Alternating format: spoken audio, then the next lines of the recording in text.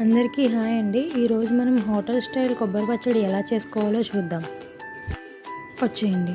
ముందుగా కడాయి పెట్టుకొని అందులో గుల్లపప్పుని ఒక కప్పు వేసుకొని అవి బాగా వేయించుకోవాలి.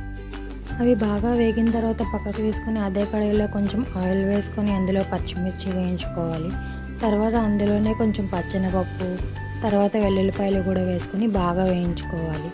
ఇవన్నీ పక్కకు పెట్టి చల్లారబెట్టుకున్నాక ఒక మిక్సీ జార్లోకి ఒక కప్పు కొబ్బరి ముక్కలు, తర్వాత మనం వేయించి పక్కన పెట్టుకున్న పచ్చిమిర్చి, పచ్చెనపప్పు, ఉల్లపప్పు అన్నీ వేసుకొని రుచికి సరిపడా ఉప్పు, జీలకర్ర వేసుకొని బాగా మెత్తగా పొడి చేసుకున్న తర్వాత అందులో కొంచెం కొత్తిమీర వేసుకొని మళ్ళీ కొంచెంగా వాటర్ వేసుకొని మెత్తగా మిక్సీ పట్టుకోవాలండి. ఇప్పుడు దానికి పోపు కోసం ఒక కడాయి పెట్టుకొని అందులో పోపు దినుసులు వేసుకొని బాగా వేయించుకున్న తర్వాత ఆ చట్నీలో అది కలిపేసుకోవడమేనండి.